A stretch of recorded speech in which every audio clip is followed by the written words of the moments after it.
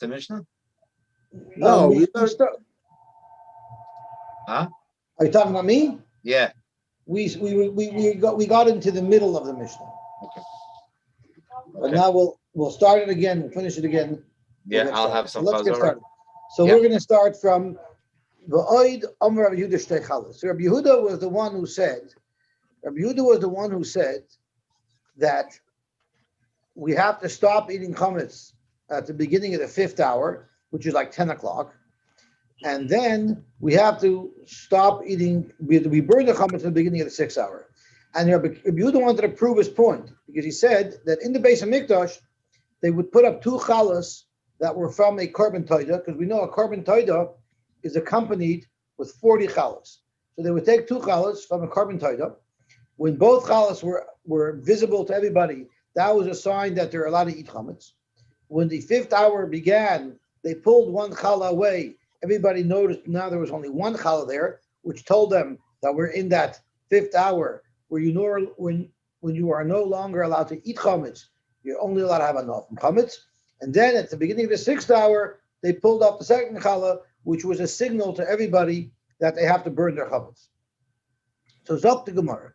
Tani Tana Kamed Rabbi Yehuda, Al Gav Ha'Itztava. And that's how our Mishnah reads, that they put these breads on a bench in Har Bayis.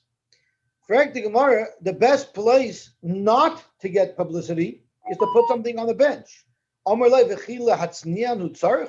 Is he trying to conceal this, or he's trying to broadcast it?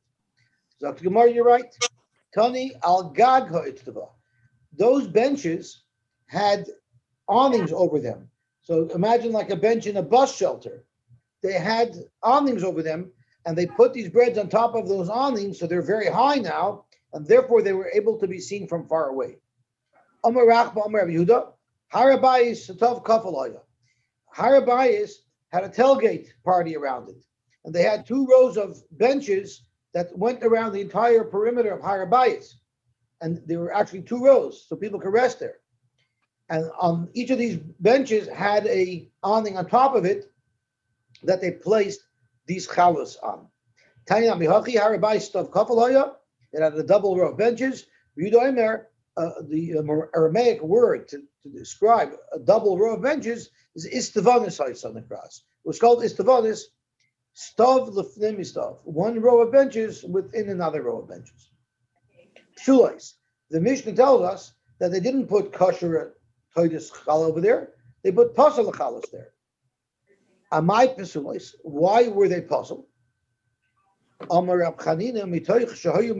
Since there were so many toidus brought, and Rashi tells us that if people had to bring a korban toida, they would come up early to spend Yom Tov Pesach in Yerushalayim, and they brought their toidos. So there were so many toidos there.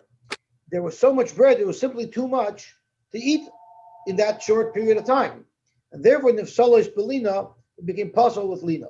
So these are korbanos toida that were brought on the 13th day of the month, a day before Erev Pesach, and they have to finish eating everything by daybreak, and they didn't. The Tanya we learned, Ein mevi'in toida b'chag hamatzos. You're not allowed to bring a korban toida on Pesach. Right? We don't say mizmor l'soida on Pesach chazaret. Zokmor pshita. How could the Brisa be telling me a chalacha that you don't bring a korban toida on Pesach? Of course you don't. It's chametz. Amar v'adabrava hacha b'yudal daskinon. The Brisa is referring to Erev Pesach. Now, Erev Pesach, if you bring it in the morning, where you're allowed to eat chametz, technically, why can't you bring a toida? The answer is because savar ein mevi'in kachim leveis apsol. Normally, how long can you eat the korban toida and the lachmei toida? You can eat them the day that you were makravit and the following night. If you're on Erev Yom Tov, you can't even eat it the full day. By chatzois, even before chatzois, you have to stop eating it. So this brisa holds that you're not allowed to bring the korban if the time that typically is allotted to eat it will be limited. And here it will be, because you're supposed to be able to have a day and a half to eat it, and you won't be able to eat it for more than a couple of hours. Therefore, you don't bring a korban toida at all on Erev Pesach. Therefore, v'chula alma b'shloisha aser ma'asalahu. So anyone who has a korban toida owing, they'll come a day early, and they'll bring their korban toida the day before Erev Yom Tov. Since there are so many people that are bringing a carbon taida, because people don't come up special every time they have to bring a carbon taida. When they're coming to be oil regal anyway, they come up a little early to take care of it. So therefore, in the Solis Belina, they surely were not able to eat all of the breads on time. So therefore, come the 14th day in the morning, Erev Pesach, you have lachmei taida that are puzzle with Lina. They're puzzle anyway. You have to burn them. So we use 2 of them temporarily for a couple of hours as indicators for the population as to when the Zman Achila is and when the Zman Beer is.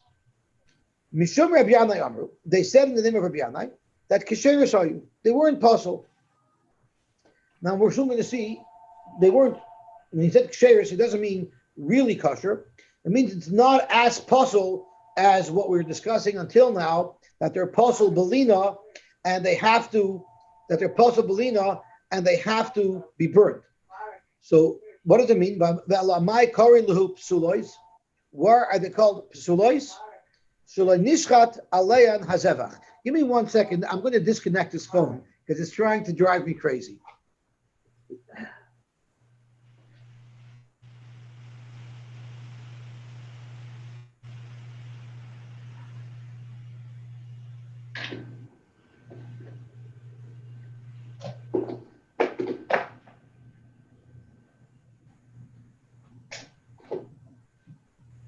Okay, hopefully that did it.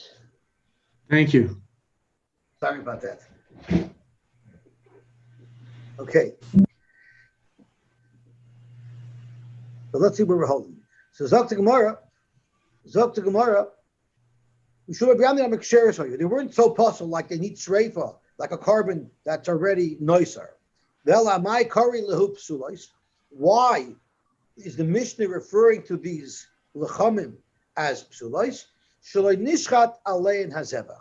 What happened is they were designated to be accompanying the carbon taida. So the halacha is when you bring a carbon taida, you also designate 40 breads, and when you shecht the carbon, it makes the bread into kedushas aguf. So the bread becomes kedushas damim when you designate it. When you say I'm using this for my taida, it's kedushas damim, which means if something happens to it, I can redeem it. But once they shecht the carbon, this bread now becomes like a carbon, and it can no longer be redeemed. So we're talking about lecham shaloi nishchat alei nezebach. The carbon was never shechted for them, so therefore they're not so puzzled like lina that they automatically need to be burnt. These don't. For Gemara, I don't understand. V'nishchat, why don't they shech the carbon? And then these will be regular breads. Why would they not shech the carbon? So Gemara sha'avar hazebach. It's speaking where the carbon that was supposed to accompany these breads was lost. So these breads are abandoned. So big deal. Find another person who needs to bring a carbon taida and let him use these breads that were designated for the other carbon taida that's no longer here. Let them use these breads for the new carbon taida. Since the owner had already designated these breads to this taida, you can no longer connect them to another carbon taida. And like Rabba taught us, the Amar Rabba, avat halechem, if you have a carbon taida and you have your lechem and you lost the lechem, something happened to it, maybe lechem acher. You could bring new breads. But of the taida, if the carbon itself, if the animal went missing, ain maybe taida acheres. You cannot bring another taida and connect it to the breads that were remaining. My timer. So tomorrow, lechem glal taida. The lechem is connected, is subordinate to the carbon. So therefore, if the lechem goes missing, you can get another subordinate. Vein taida glal lechem. But the taida is not subordinate to the lechem. Similar to a man can marry 2 wives, but one woman can't marry 2 men. So therefore, once this lechem is designated to this carbon taida, it can no longer be repurposed to a different carbon taida. So we're talking about breads that they're like breads that are yisayimim. Their carbon disappeared, but they only have a din of kedushas damim until the carbon is shechted. They only have a din of kedushas damim. So for if that's the case, why don't we redeem them? Why should we just burn them? We could redeem them and use them. So because of that, the Gemara abandons this pshat. we have to say that we're speaking about bread that got a Kedushas Aguf. Because if they didn't get a Kedushas Aguf, we wouldn't just let them go to waste, we would redeem them. But the reason why these We breads, still talking Erev Pesach? yes, Who's going to redeem? Who wants breads on Erev Pesach? you could use them, you could eat them. Now, it's funny that you bring that up because Rashi learns, what are you going to do with them? The Chazman Shalai Kitchel Gufam, Yeshlam Pidyon, we actually can use them for something else. So Rashi is actually suggesting that we should use them for something else. We should leave the money to Kachim, and then we can use it for something else. Yeah, I'm not sure they're in total demand, but people still would use bread on their Pesach. And why? And the thing is, why let Kachim go bad? Right? We have to try to salvage the Kachim. So Zok the Gemara, we have no choice. If you're going to learn that there's no Kedushas Aguf here, it wouldn't make sense to let these breads go to waste. You'd have to redeem them. So the only way you can have breads that are really possible is if you already shechted the Zabach, which is already similar to what we said, and v'nishbach adam. So basically, we're going back to what we said earlier, that you have a carbon that you shechted on the 13th, and now it's nicer. So if it's nicer, why do we need now this new pshat v'nishbach adam? What is this new pshat adding? So Tosfos says,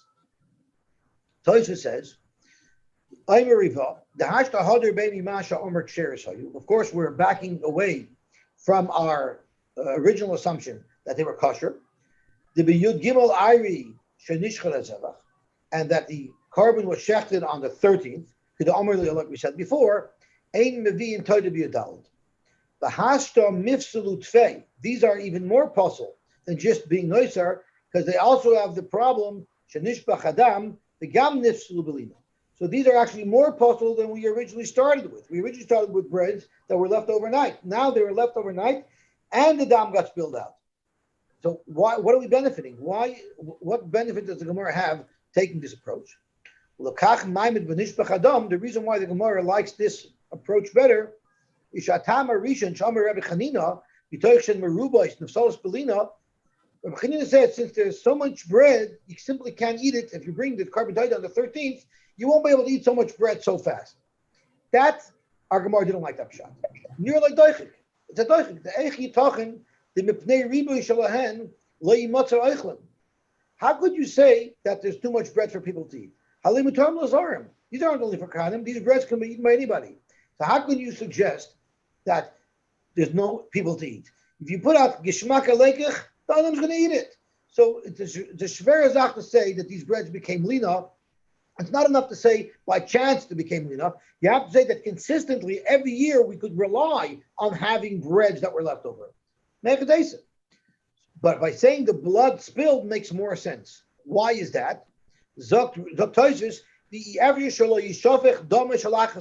When there's so many karbanas being brought together, all of these toidas from all of these people who are being oil regel, it's inevitable that there's not going to be a mishap in one of the karbanas. So the likelihood is that at least one carbon is going to have its blood spilled out, and therefore it'll become possible. And therefore, every year we'll be able to get a supply of a problematic toidah.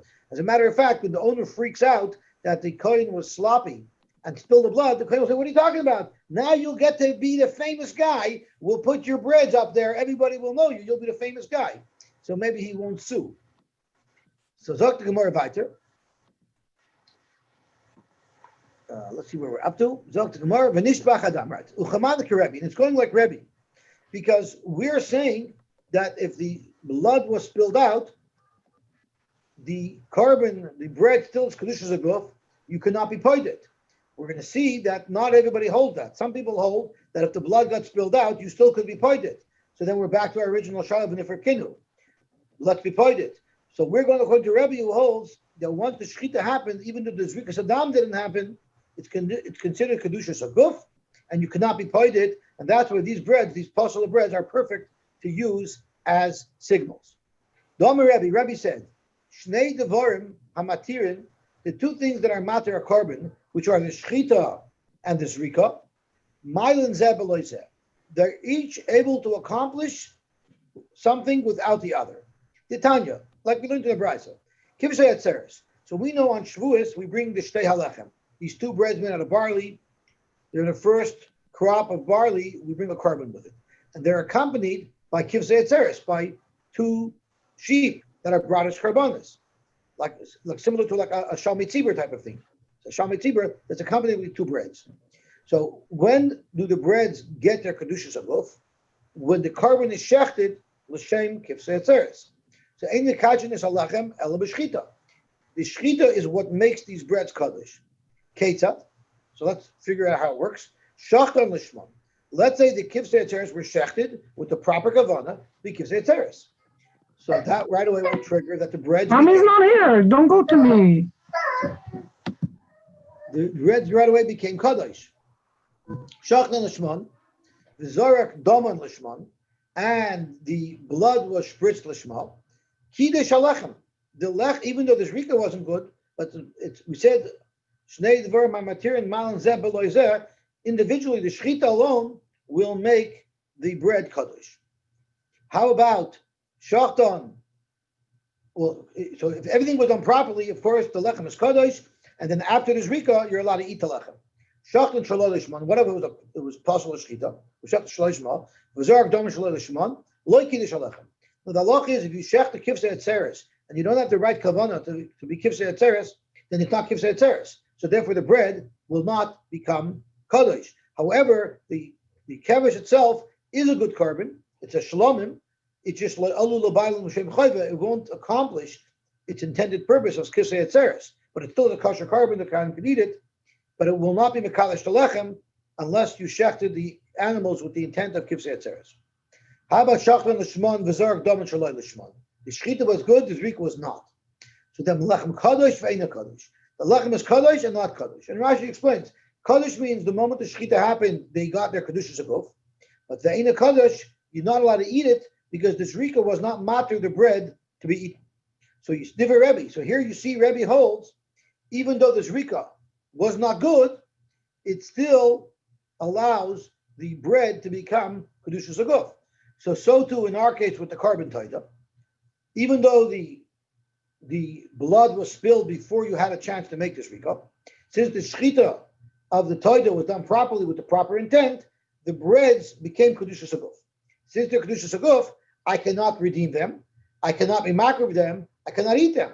So it's perfect to use as the symbols to announce when the Zmanei beer are. Divrei Rebbe, Rabbi Eliezer, Rabbi Shimon Omer, he holds that it would not become Kodesh Kedushas Agov. Lo'olam einei Kodesh Alechem ad sheyishchot lishmon v'yizrek daman lishmon. Since you didn't make the proper zrika, therefore the bread don't even get a Kedushas Agov at all. They're still Kedushas Damim, and you could still redeem them. So according to him, in our case, you wouldn't want to use these breads for the symbol because you could redeem them. Zog to Gemara, afilu temi Rabbi Eliezer Rabbi Shimon. Maybe Rabbi Eliezer Rabbi Shimon would agree to us, which nishbach adam, where the blood spilled out, we would still say that the breads took on the kedushas agov. Where is he talking? What's he saying, Rabbi Eliezer Rabbi Shimon, that if the blood was spritzed shaloi l'shma, there the breads don't become kaddish. But if the blood was spilled out, maybe it would become kaddish. How do you understand that? So the Gemara Hakal b'mayaskinon, they're going to niskabel hadam bekois. It's not that the dam got spilled out. No one ever caught it from the neck of the animal. Actually, they caught it in the keli, and when they caught it in the keli, it's actually ready to go. It's ready to be spritzed. So niskabel hadam bekois v'nishbach. Rabbi Eliezer b'Shimon savar like kavua. He holds like kavua. The Amar kol ha'omed lizrei kazartami. I have a cup of blood. It's all ready to make zrika. Since it's all ready to make zrika, we consider it like the zrika was done, and therefore the bread will get kedushas agov. Once it spills out, it doesn't matter, because we say that the moment it's already in the position or it's ready to be spritzed, we look at it like it's spritzed. The obvious problem with this answer is, Rabbi Eliezer b'Shimon says, when I actually spritz the blood, but I spritzed it shaloi l'shma, that's not called kazrika, and therefore the breads won't become kedushas agov. But where I didn't spritz the blood at all, I just had it in the keli, there we say kazarak tavi. It doesn't make sense. if in Rabbi Elazar's case where I actually spritzed the blood, even though it wasn't spritzed lishma, but I spritzed it, it was also in the keli at one point. It passed that stage of being in the keli, and there he holds it doesn't work. So how come over here it does work? So for that, Tosfos answers that Kol Lizra Kazarek told me, if it's in the keli, we'll assume that it'll be properly spritzed, and therefore we'll say that the lechem becomes kedushas aguf. But if you spritz it shalei l'shmam, that undermines the whole zrika, and therefore Rabbi Elazar would hold there that it doesn't make the bread kedushas aguf. So far we sort of have two pshatim, not sort of, we have two pshatim in how these breads were. Either they were standard nicer, or they were nishbach adam and they were nicer. And now we have a third option.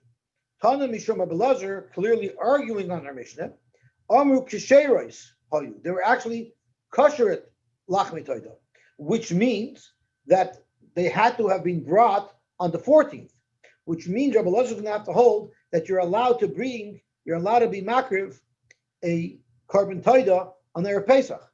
So if by mistake you space out one Erev Pesach and you say Mizmer L'Soida by mistake, you don't have to feel bad because Rabbi Elazar's got your back. This year it won't be relevant anyway, because this year there is no Mizmer L'Soida because Erev Pesach will be on Shabbos. But anyway, Mishum Rabbi Elazar, I'm sure they're kosher. Now, right away, Tosfos asks, "My achadik shares are you? Am I imagining not chasa iser? If they're kosher, why would you let them expire? Why wouldn't you want to eat them before? They're good karbanas. You don't want to abandon these karbanas." Remember, Rabbi Gamliel in our Mishnah said that even though you have to stop eating chulun at the 5th hour, but truma you can eat up until the beginning of the 6th hour. So we're not talking about chulun here. We're talking about kachim. If you're allowed to eat truma because you don't want to damage the truma until the 6th hour, you're also allowed to eat kachim like the lachmei toida up until the 6th hour. The truma is like truma. The last bread they took at the end of the 5th hour, so they can quickly eat it before they have to destroy it. So, in fact, they used kosher lechem, but it didn't take away from the fact that they could still be eaten. So, as long as both breads are sitting there on the roof, everyone's allowed to eat chametz. If one of the breads were removed, when they were both removed, that was a signal to everybody that they have to go burn their chametz. It's chilukul and sarfin. And this would have happened, let's say, 10 minutes to 11. A couple of minutes before 11 o'clock, when we were getting really close to this mandir, that's when they pulled off the second bread. Tanya Abishol Leimer, they didn't use bread at all. You know what they used? They used oxen. Shtei paris hayu, there were 2 oxen. Hayu chorshosh b'har mishcha. We're plowing on Har Mishcha. Har Mishcha is harasesim. It's hard to imagine today 2 cows even walking through harasesim. Never mind pulling plows behind them. But I guess in those days, it wasn't so full of matzevis, and there was room. So that would be something anyone standing in Yerushalayim would see over the valley, across the Kidron Valley. They would see in the distance the 2 cows or the 2 bulls pulling plows. They would know that they're allowed to eat chametz. When one of the cows were removed, and now there's only 1 bull pulling a plow, they knew it's the 5th hour. When both of the cows went missing, they knew that it's time to burn. And Tosfos speaks out that it was usher in Yerushalayim Pashas, it was usher to do malacha on Erev Pesach, and therefore he says that they weren't actually plowing; they just were made to look like they were plowing, just to act as a symbol. Okay, now we're starting a big sugya that many people are afraid of, about Tuma and Tahira. But if we break down the pieces, it's really not going to be difficult at all. So I just want to review a couple of ground rules about kachim, about Tuma, and once we have all the rules of the game, it'll be easy. So when it comes to Tuma, there's different levels of Tuma. The highest level of Tuma is Avi Avoisa Tuma, a grandfather of Tuma, and that is a mace. A mace is an Avi Avoisa Tuma. If someone touches a mace and it becomes tummy from a mace, or it becomes tummy from a mace by being in the oil of mace, that becomes an avatuma. An avatuma is someone who touches a mace. There are other ways to be an avatuma. Azov, azova, a mitzvah, they're all avatomas as well. They don't have to get it from somebody, it comes from them themselves. A sheretz is also considered an avatuma. So there's many different ways to have an avatuma. Now, if an avatuma touches a person, that person becomes a rishon. You're basically going down levels. A rishon is referred to as a velad hatuma, because if the av is called the father, the parent tuma, it's logical to say that its progeny, the next level down, is called a velad hatuma. So a rishon is a velad hatuma. The lowest level of tuma that a human can contract, or a keli can contract, is a rishon. A person cannot become a sheni. A keli cannot become a sheni. But if a rishon touches food, oichlin umashkin, food or drink, that oichlin umashkin will become a sheni. And the sheni is the end of the line for tuma on chulin. Anything that's chulin cannot be anything more than a sheni, which means if you have food that's a sheni and it touches a drink that's chulin, the thing that it touched is not tama at all. Because, like I said, for chulin, sheni is the end of the line. However, for truma, shlishi is the end of the line.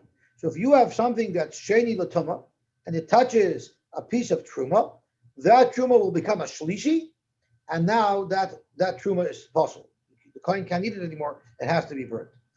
But if that truma that was shlishi went and touched another piece of truma, that piece of truma is perfectly fine, because shlishi is the end of the line for tuma, for truma. However, if it touched kachim, if it touched a piece of meat from kachim, it would even make it into a reveal tuma. So if you have a piece of kachim that's reveal tuma and it touches something else, it doesn't become tuma at all, because revi is the end of the line of tuma for kachim. So let's review this. The highest level of tuma is aviyah voice. That's a mace. Avatuma is someone who touches a mace or a sheretz or a zov or a metzora. These are all avatuma. A rishon l'tuma is one who became tuma from an av, and that's the lowest level of tuma that a human or a keli could have. A sheni l'tuma, anything could have, any food or drink, even of chulin.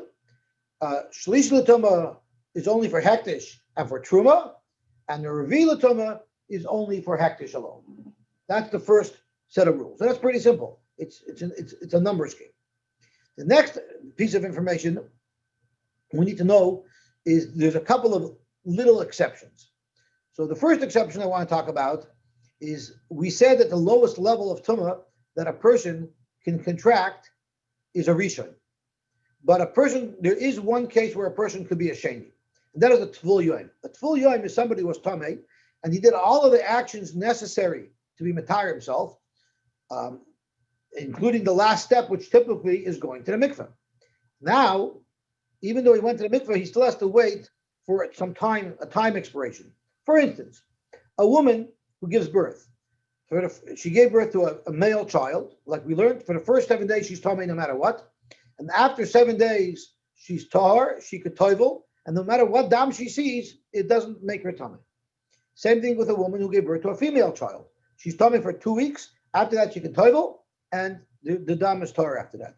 However, she's not allowed to eat karbanos, because even though she toivel, she has to wait to the 80 days of a nekeva to expire, or for the 40 days of a zacha to expire.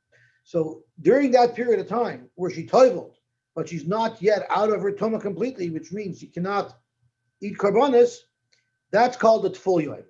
The tful yoim has the status of a sheni l'tuma. So if a tful yoim will touch truma, that truma will become a shlishi, which will make it possible. If a tful yoim will touch kachim, that kachim will become a shlishi, which will make it possible. So that's the only exception that I remember at this point to the rule that a person cannot be less than a rishon. If he's a tful yoim, he could be a sheni. That's one piece of information. Another piece of information I want to share is that every tuma, if it touches something, it doesn't make the second thing as tuma. It's not like a fire. If I light from one candle to the other, they're both the same fire. Rather, if you touch an av, you become a rishon. If something touches the rishon, it becomes a sheni. Anything that's receiving tuma, its level of tuma always drops down one level. But there's an exception to that as well. And that is a piece of metal. The Torah tells us when it comes to a mace, it says in the pasuk as follows: I'm going to highlight the pasuk. It says, "V'choil asher yiga al panei asada b'chala chereb oy b'meis." If you touch a mace or if you touch a sword. So we learn from here that the chereb is like a mace. So if a chereb, which is metal, touches a mace, it doesn't become an avatoma, like a person who touches a mace. The metal itself becomes an avia voisatoma. And we learn as well that any tuma that's derived from a mace, if metal touches it, the metal takes on the same level of tuma as what it touched. Every other item, if it touches something tuma, it becomes the level down. If you touch a rishon, you become a sheni. But metal that touches something that's tuma from a mace becomes the same thing. So if a person touched a mace and he became an av, and the metal touches a person, the metal becomes an av. What if an avatuma touches another person, and you have a person who's a rishon? If that rishon touches the metal becomes a rishon. So the metal will always be the same level of tuma as what it was infected by, only when the tuma originated from a mace. So that's the second interesting rule I wanted to add. So just to review, we have the rule how tuma goes from avivos to av to rishon to sheni to shlishi to revi. The end of the line for chulin is sheni, end of the line for truma is shlishi, end of the line for kachim is revi. We learned that halacha. We learned the halacha that a human could be a sheni if they're at full yoim. And then we learned the rule that metal by tumas mace takes on the same level of tuma as what it was affected by. The last rule that I want to tell you is, since a revi b'kodesh is the end of the line, that means even if it touches something else, it won't be metamet. But in itself, being tame, you're not allowed to eat it, right? It's kachim, you're not allowed to eat it. The Gemara refers to that level of tuma as posel. Tuma means I'm posel myself, and I can infect something else. If I'm only posel myself, but I can't infect something else, because I'm at the end of the line, those tumas are referred to as posel. So therefore, you'll find that when the Gemara is talking about revi l'tuma by kachim, it won't call it tame, it'll call it posel.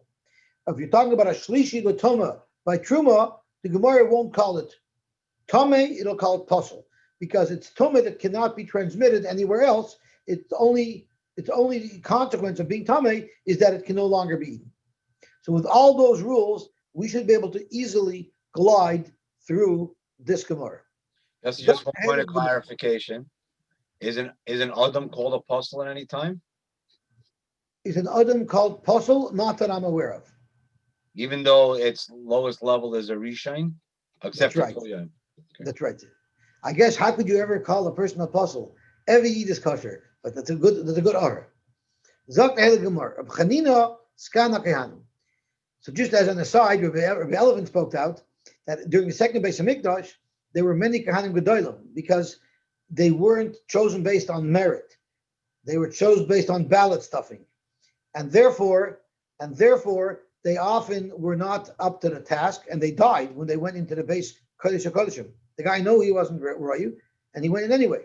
So he dies. Reb Chanina was an Erlich Yid because he was Skan HaKohanim. He serviced many Kohanim, meaning he lasted a long time. It's just his superiors were dropping like flies.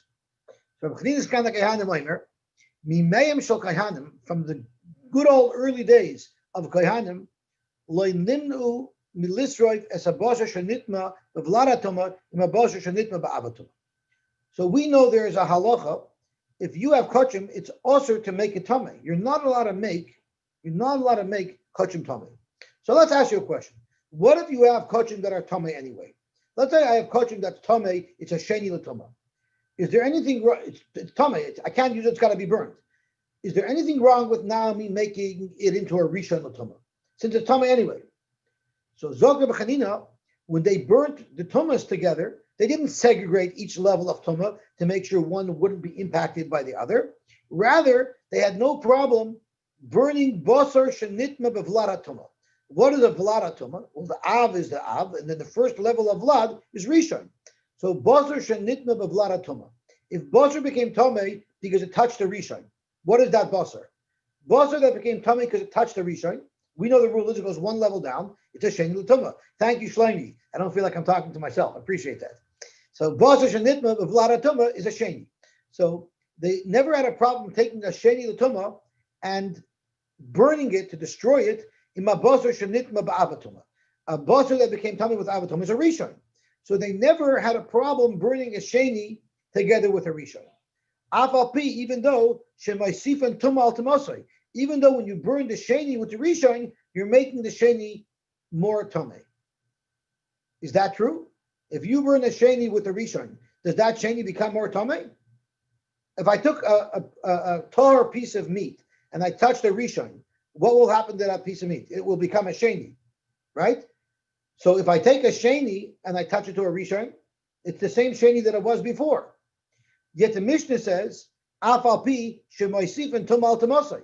How is it possible that when you have a piece of meat that's a sheni, and if it touches a rishon, it becomes more tamei? It doesn't. So that's going to be the very first kasha the Gemara is going to ask, and the Gemara is going to say, "Yeah, we don't mean a sheni, we mean a shlishi." And the chiddush of the Mishnah is you could take a shlishi latoma, and you could burn it together with a rishon. Now, when this shlishi touches the rishon, it's going to become a sheni. Its tumah is going to become upgraded one.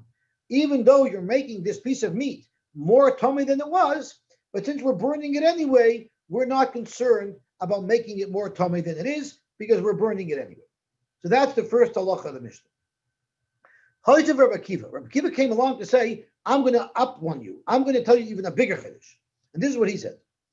Mimeim shel kahanim, from the good old days, lo nimnu milahadlik es hashemen shenifshal b'tful yoim. Now remember, we said a tful yoim is a sheni, and if it touches shemen, it will make it into a shlishi. We're going to see that we're talking about truma. You have oil of truma that became a shlishi l'tamei, or it's posel. Hashemen shenifsal b'tful yoim, right? The Mishnah uses the word posel because when you make truma into a shlishi l'tuma, we call it posel because it's at the end of the line. You have to burn this. You have to burn this truma.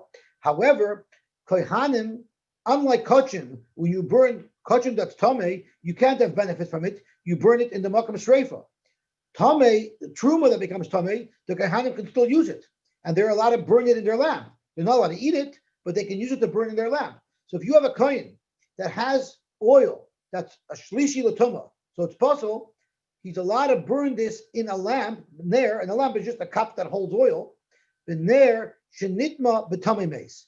So let's think. A mace is an avia voice. A tamei mace is someone who touched a mace. He's an av. If this av now turned around and touched a ner, which is a keli, it made the keli into a rishon, right? So Zok Rabbi Akiva, they would burn oil. There was a shlishi in a ner that was a rishon, and that made the shlishi into a sheni. So there was no problem making the shlishi latuma of truma into a sheni because you placed it into a lamp that was a rishon. Even though you're making the oil that's a shlishi latuma and you're upgrading its tuma to a sheni latuma. Now the problem is we just amended the first case to say exactly the same thing, that you're allowed to burn kachim that's a shlishi together with kachim that's a rishon. So what do you mean hoisif Rabbi Akiva? What extra thing is he teaching us that we don't already know from Rabbi Chanina? So that's another problem that the Gemara is going to have to deal with, because both of these cases are talking about burning a shlishi l'tuma together with a rishon, and in the process of the burning, the shlishi will become a sheni. Amar Reb Meir said, and this is how it's going to be relevant to our Masechta, midivreim lamadnu, from the fact that they taught us, whatever they taught us, we're going to learn, and the Gemara is going to probe exactly what is Reb Meir referring to, where he extracted this information from. Is shesarfen truma tahira imatmeh b'Pesach. So now we know we're at Zman Bir, and you have truma that's tahor, but it's chametz, and you have truma that's tameh. You got to burn them all. Are you allowed to burn them together? Because you're not allowed to make truma tameh. But while you're burning them, if you put them together, you're going to make the truma that's tahor. You're going to make a tameh. So Zok Meir, from what we learned until now, we see that you could burn truma tahira on Pesach in a tameh b'Pesach. Now, the problem with that is, in the earlier cases, they're both tamei. It's merely a question of making it more tamei. It's a stretch to say that something that's completely tar, you can burn with something that's tamei. And again, these are all things that the Gemara is going to clarify. Rabbi Yosy, Eina hi amida. I disagree with what you said, Rabbi Meir. You can't prove it, and the reasoning is obvious. Because just because you can make a shlishi into a sheni, it doesn't mean you can make something that's completely tar Tomei. And not only that, Dr. Yosy, I'm going to bring other people who agree with me that you're not allowed to burn chametz on their Pesach and take truma tameya and truma tahir and burn them together. Even Rabbi Lezer and Rabbi Yeshua agreed to me. Shasarf and zula atzma v'zula atzma. You'd have to burn your. So you can imagine if Chaim Tzvi had to make 2 bins, 1 bin for truma that's tameh, and 1 bin for truma that's tar. I'm not sure in which bin you would throw your old tires into and your paint and your other construction materials. I'm not sure if that would go into the truma tameya or into the truma tahir. I've been there already. Okay, good. Okay, so Zok Reb Yosy, Rabbi Lezer and Yeshua, who have a machlokes that we'll get to in a second, whatever they argue about, but they for sure agree that if you have truma that's tameh and truma that's tar, you're for sure not allowed to burn them together. So I disagree with you, Reb Meir. Alman Nechlaku, what is this machlokes that I just referred to between Rabbi Yeshua and Rabbi Eliezer? It's ala tluya v'ala tameya. If I have suffik, if I have truma that's suffik tameh, and I have truma that's vade tameh, there's a machlokes if you're allowed to burn them together. So Rabbi Eliezer mitisarav zula atzma v'zula atzma, Rabbi Yeshua amar shteim kachas. But if it's tar, if it's truma tahor, for sure everybody agrees you're not allowed to burn that on their Pesach together with truma that's tameh. That's the Mishnah. So, Frank the Gemara, Michti, let's analyze this. This is the very first question that we asked when we read the Mishnah. Buzzer shenitna v'lad tuma. Buzzer that became tameh from avlad. Avlad is a rishon. So, buzzer that touched a rishon tuma, my have a sheni. It'll become a sheni. So, kisarf law b'hadi buzzer shenitna ba'ava tuma. If you burn a piece of meat that's sheni together with a piece of meat that's a rishon, my have a. What would it become? Sheni. It would still be a sheni. Well, sheni v'shenu. It started off as a sheni, and it's staying a sheni. So the sheni coming in contact with the rishon did not make it more tamei. So what's the problem? My moisuf le'tuma al tamasai ika. Why are you arguing in the Mishnah that you're making it more tamei? It started off as a sheni, and it's still a sheni. Amar Rabbi Yehuda hacha b'vlad askinon. We're not speaking about a vlad tuma that's a rishon. We're talking about the vlad of the vlad, which means a sheni. So we're talking about taking a meat that became tamei by touching a sheni. Kachim that became tamei by touching a sheni became a shlishi. So what our Mishnah is saying is you're allowed to take a shlishi latuma and burn it together with a rishon. So the vlad, if it touched the sheni, the havel is shlishi, it becomes a shlishi. The kasavar shlishi mutter lasois sheni. And the chiddush of the Mishnah is even though I have a shlishi latuma, and when I burn it together with a rishon latuma, that shlishi latuma is going to become upgraded, it's going to become more tamei. It's going to go from shlishi to sheni. You're still allowed to do it because you're burning it. Yosy, is the term of Vlada Tumah generally mean Rishon? Oh, so that's part of the discussion. The Gemara is saying that when the Gemara first read the Mishnah, the Gemara had assumed Vlad has to mean Rishon. Now the Gemara is opening up Vlad to say anything that's not an Av will be in the category of Vlad. And that's why I'm asking, because that's not what the Gemara is saying. The Gemara uses the term Vlad. Vlad. Right. Yet the Mishnah, so that's the point that we're trying to talk about. The Mishnah says Vlad. The Gemara is explaining it as Vlad. Right. So it's not. So the word of the Mishnah is wrong. So that's what we're trying to say. What the Gemara means to say is that Vlad doesn't only mean first generation. I'm not a Rebbe Sheiniko only if I'm a Bali Melech's son. I could be an Edi Heiniko. I could still ask you to give me money because I'm the Rebbe's Heiniko. So it passes on. It passes on. Okay. So that's the Gemara so far. So now the first case is very simple. When it's tamei anyway and you're burning it anyway, you could make a shlishi into a sheni and you're allowed to burn it together with a rishon. Very simple. Very simple. Zok to Gemara, we got a problem. There's a rule: va'ein oichel matama oichel. Food could not make another food tamei. So even if I'm burning a shlishi with a rishon, it's 2 pieces of meat. One piece of meat cannot make another piece of meat tamei. So the shlishi is going to remain a shlishi, and the rishon is going to remain a rishon. So there's no problem at all. So this undermines the whole Mishnah. So this is a very good kasha. The Gemara is going to elaborate on it, but we need to stop here for a second, and I need to ask you a question that Rabbi Elephant raised that it's a bombadik kasha, and he didn't have an answer. And he asked, it's very simple. This I is have a fundamental question. So if you burn, why can't you burn truma together with chulin together? You should be able to, because nothing makes anything else tummy. Right. Food don't. So the problem is why did the Gemara wait to this point to ask it? As soon as we learned the Mishnah, which is talking about one meat making other meat tummy, right at the outset, the Gemara should have asked this question.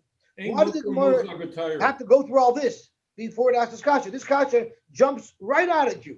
No, ein mukdam u'mucha b'tayr. Beautiful. Oh, gewaltig. I have to call Rabbi Elephant right away. The question would be, how do you ever get from to Shlishi or Revi if an Eichel isn't a Tam and Eichel and Keli can't be more than a That's Rishon? correct. That's right. How do you get anywhere?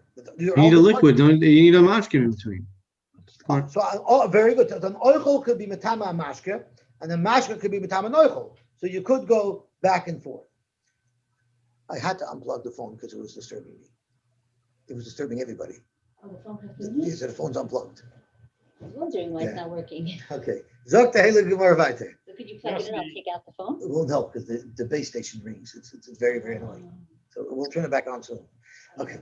Zok Yes, tehele he's got gemara weiter. trouble. I think that was the government calling you about your, how many days you've been in quarantine? Better the government than the shadchanim.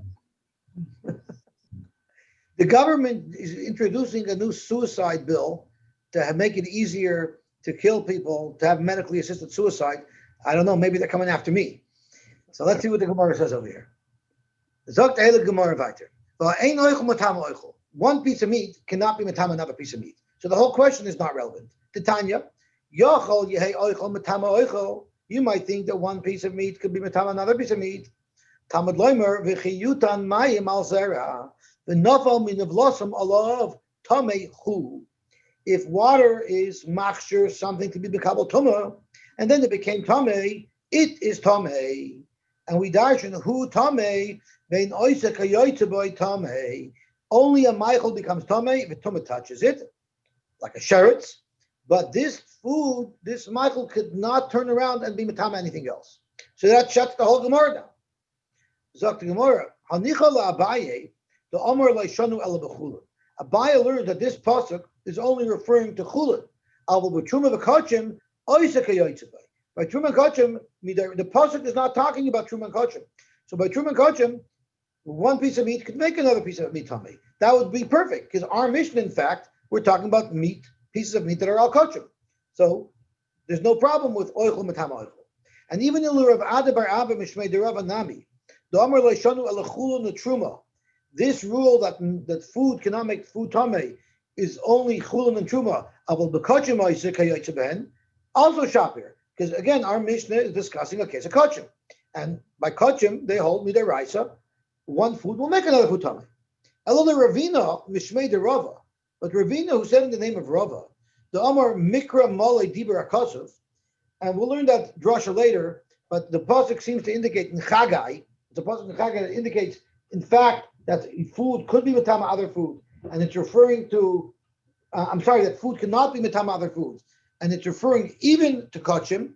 So according to that shita, according to Rabbi Mishmei de Rava, that it's referring even to kachim.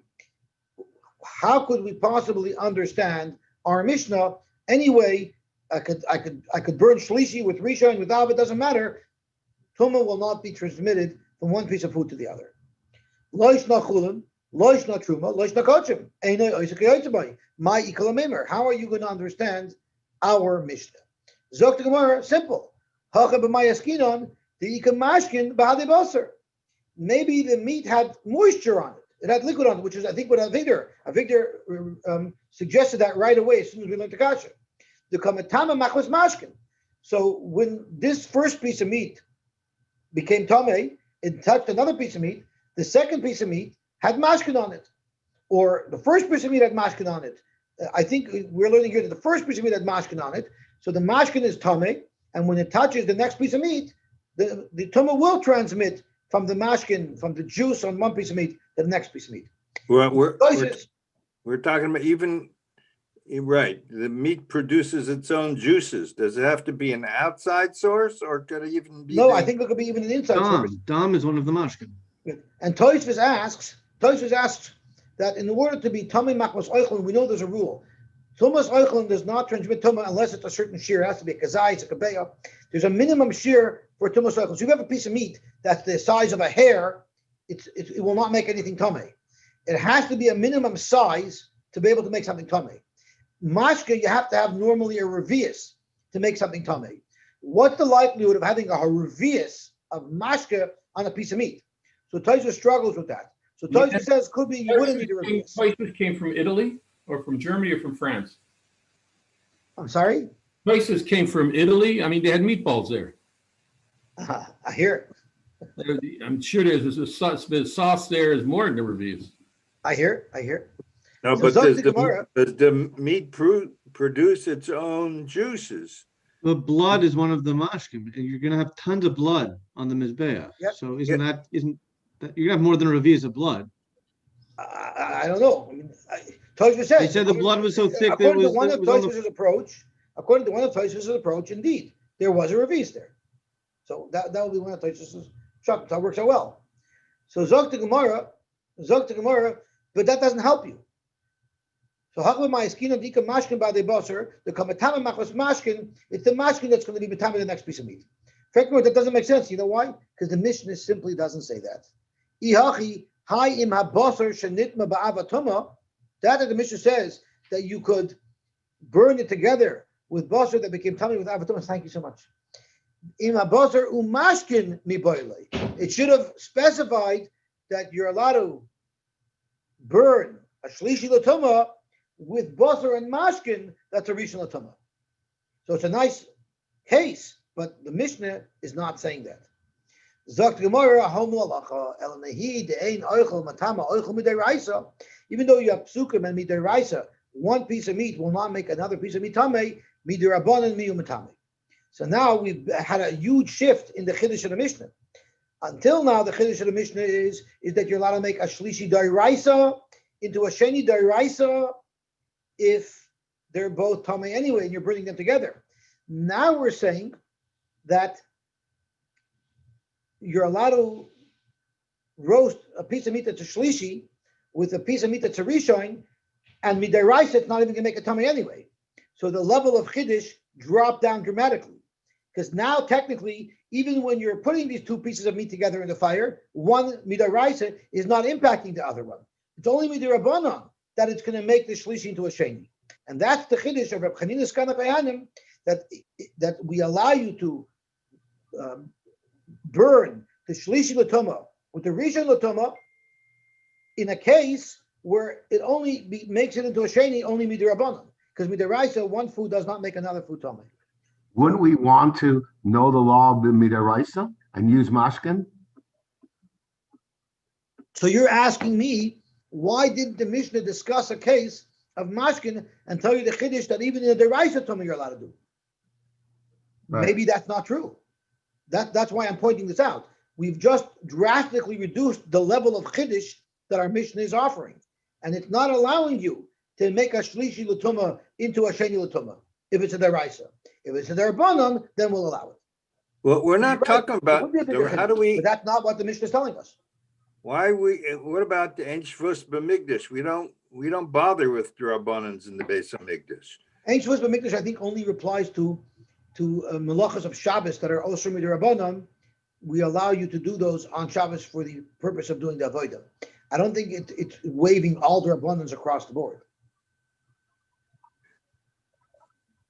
So we have another big problem over here.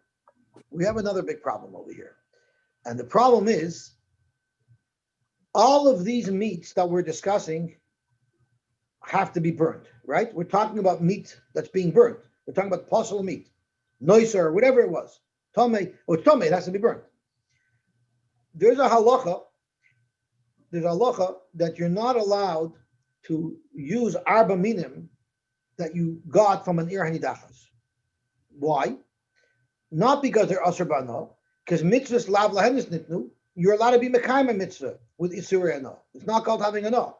The problem is since it has to be destroyed, since anything found in an ir hanidachas must be destroyed, we look at it kasarif domi, and we say michdi kasa shiure. A lulav has to be a certain size. A nesruk has to be a certain size. If this has to be burnt, it's not a shear. So you see, if something is oimid to be destroyed, it's not anymore able to be mitzaref to any type of minimum share required. We know that the halacha, and I believe this is the tzlach's kasha, we know that in order for tumas oichlin to transmit any type of tuma, to transmit or even to become tummy, but tumas oichlin, you also have a minimum share. It has to be a minimum share because I is a kabeya.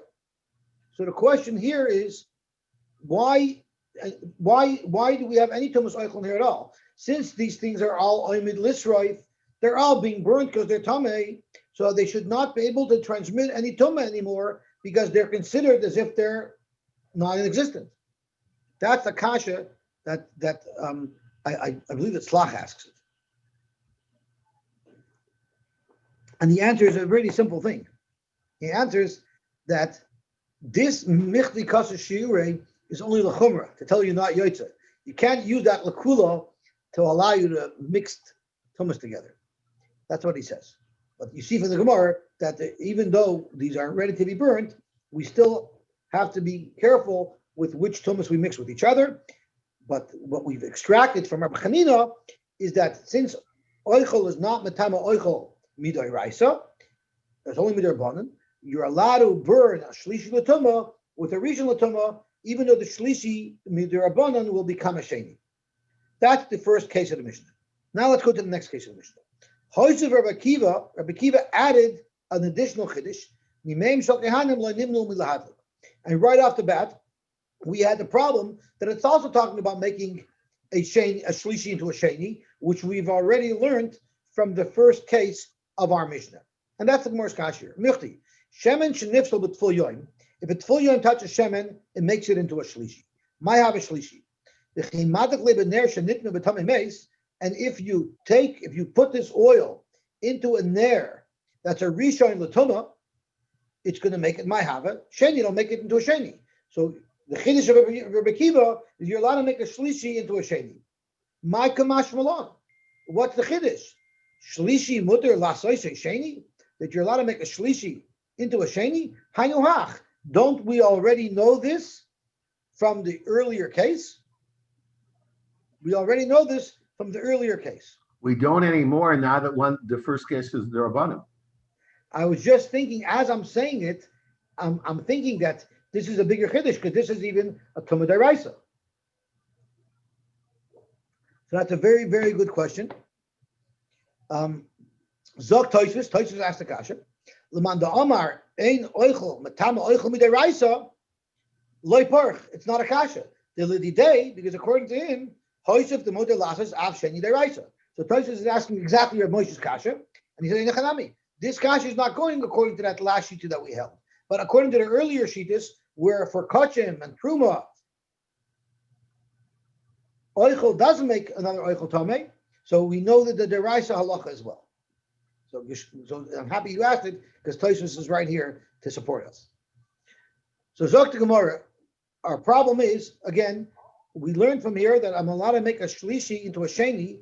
I'm allowed to put the shlishi oil into the rishon ner, thereby making it into a sheni. What's the chiddush of that? That's what the first case of the Mishnah has already taught us.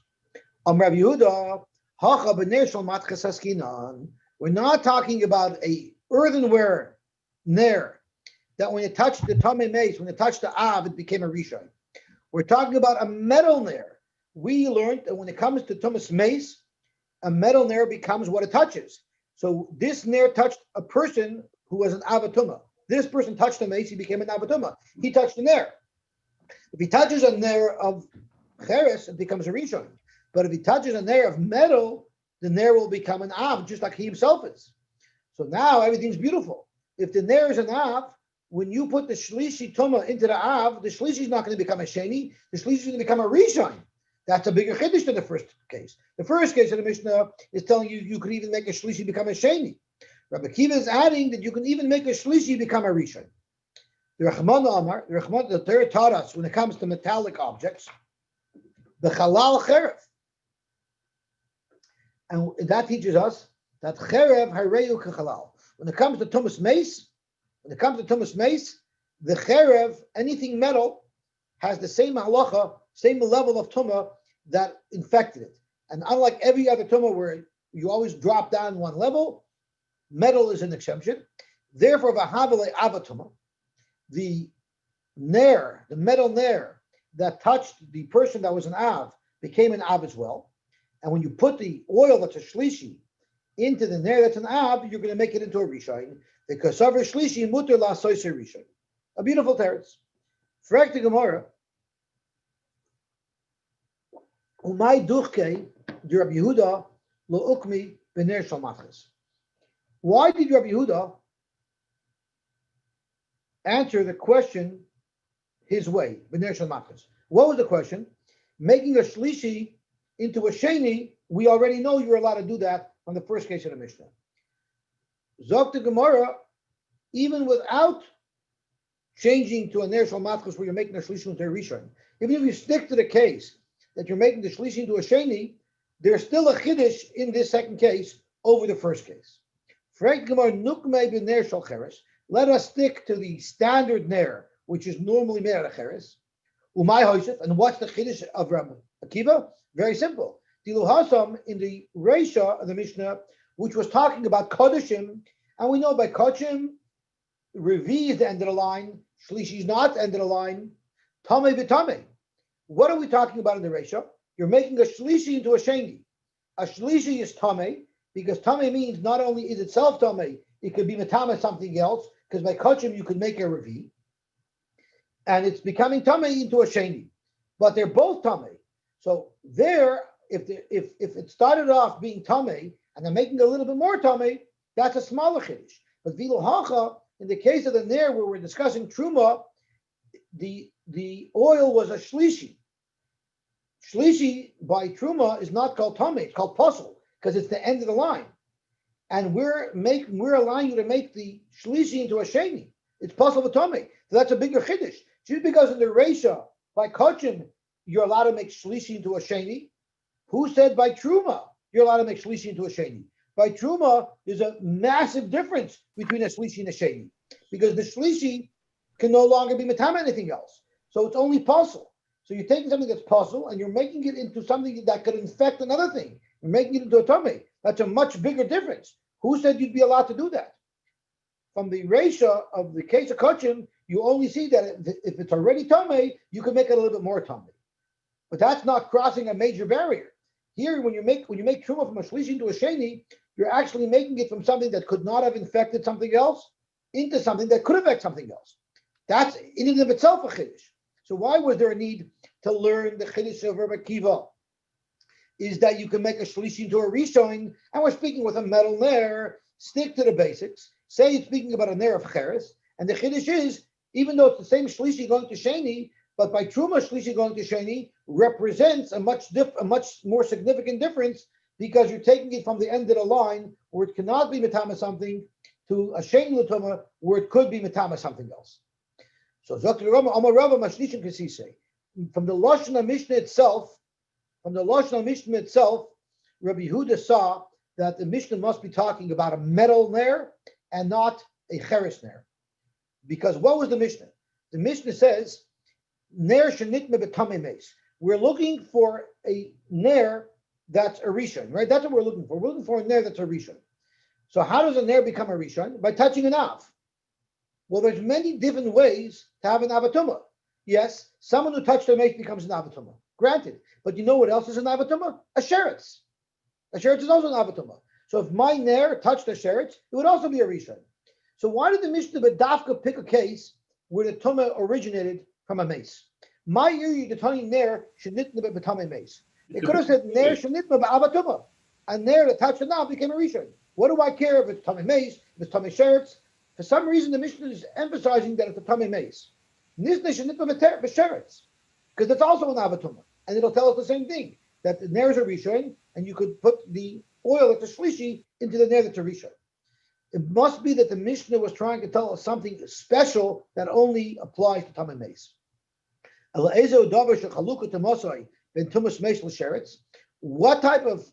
what scenario will there be a distinction between tumas mace and tumas sheretz?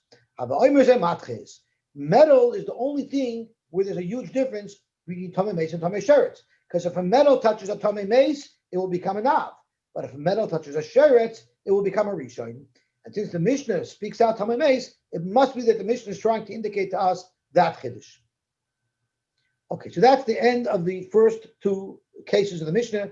So Pshat in the first case of the Mishnah is that you're making a Shlishi into a Sheni, and the second case of the Mishnah, you're making a Shlishi into a Rishon. So that's Rabbi Kiva's added Chiddush.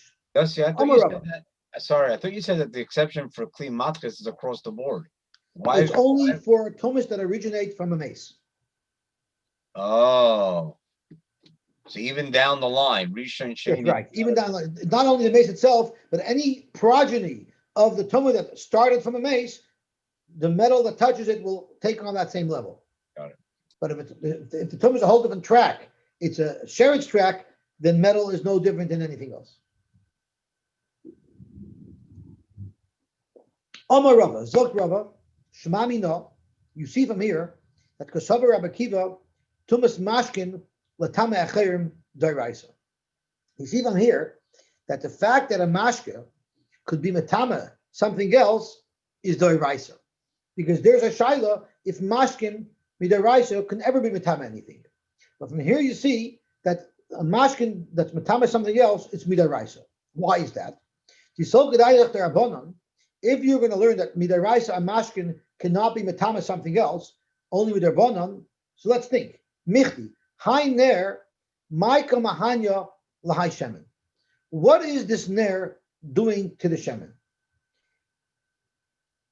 Now, if Mashke cannot make anything else Tameh Midaraisa, so if I have oil that's Tameh, it cannot make anything else Tameh, because it's a Mashke.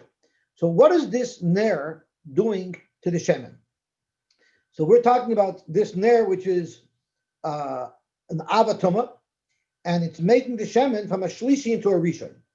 So let's think, what significance is there by making a Mashke from a Shlishi into a Rishon? Ilev Sule Gufei, if it's Truma, and now it's Tomei, so now you can't use it. Hapasal V'koi, this oil was a Shlishi L'Toma, it already is possible for Truma, the coin can no longer eat it. All he can do with it is burn it.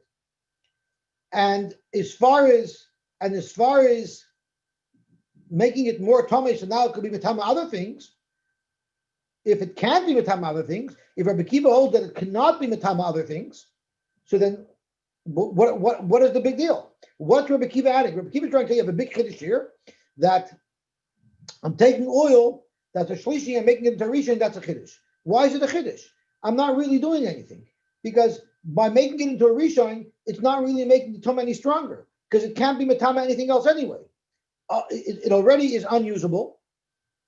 It's unedible. It's truma. It could be burnt, and you can enjoy the light, but it's already unedible. And by becoming a rishon tumah, it'll still be unedible. So there's no chiddush here, because there's no additional status change. Just because the number of tumah went from 3 to 1 doesn't change anything. But it's becoming a sheni, not a rishon. No, because we're talking about now that it's a metal nair, right? We're going according to the pshat that it was a metal nair. So the metal nair was an av. So it's making the oil into a rishon. But regardless, it doesn't make a difference if it's a rishon, sheni, or shlishi. Either way, if you hold with the raisa, one mashke cannot make anything else tamei. So what is the significance in the fact that it became more tamei, and because of that, it should be a problem? It shouldn't be a problem. Apostle the koi. Zok Gemara, mimai dilmo latamei acher midrabana. So who said it has to be the raisa? Maybe a shlishi latama by truma cannot make anything else tamei at all, even midrabana. But if it becomes a rishon latama, it could make another thing tamei midrabana. You're right, it's not the raisa, it's the rabana. But that's also a significant status change. It started off as a shlishi where it couldn't make anything tamei at all. It became a rishon, and now it could be matama other things midrabana. That is a status change. Zok Gemara, imi the rabbanon. If we're dealing with rabbanons, and I have to stop here for a second because there's one other introductory item that I forgot to share. There's a halacha that although, maybe I did share it. I shared it earlier. There's a halacha that although every time you go one level down, you touch a rishon, you become a sheni. You touch a sheni, you become a shlishi. Liquids, the rabbanon made a chumer by liquids. That liquids always goes up to a rishon. Anytime a liquid becomes tamei, it always bounces back to become a rishon. So, if we're discussing midirabbanans here, my irya ba'avatuma. What do I care if this nair is an av? It's a rishon. I don't care what it is. I feel a rishon v'sheni nami. Even if I made this oil tamei from a rishon or a sheni, tchila hava, the mashkin always goes back to becoming a rishon. There's a halacha midirabbanan that a mashke that becomes tamei from anything automatically goes back to being a rishon. So therefore, why did I need a case where I had a nair that was an av in order to make the oil into a rishon? Midirabbanan, no matter what type of tuma this oil touched, it'll automatically become a rishon. So therefore, from the fact that the Mishnah is looking for a case where it's becoming a rishon midaraisa, it must prove to us that according to Rabbi Kiva, mashke could be metame midaraisa. The time we learned, kol hapoiselas truma, anything that passes truma, which means even a shlishi l'tuma, or I'm sorry, even a sheni l'tuma, because a sheni passes truma, metame mashkin liyos tchila. So if a sheni l'tuma touches a mashkin, the mashkin doesn't become a shlishi, the mashkin goes back and it becomes a rishon. But there's one exception to this rule. Now I'm talking about midrabanan. Any mashkin is always a rishon. So if midrabanan, every mashkin is always a rishon. We're talking about oil in our Mishnah. Rabbi Kiva is talking about oil in Mishnah, which was a shlishi. If every mashkin always becomes a rishon, how could you have oil that's a shlishi? The answer to that is the Mishnah says it was touched by a tful yoim. By a tful yoim, this the Rabbanan doesn't apply. By a tful yoim, it will make shemen into a shlishi midaraisa. It doesn't make it go back to a rishon. So anything else that touches mashke makes the mashke go back to be a rishon. The only exception to that rule is a tful yoim.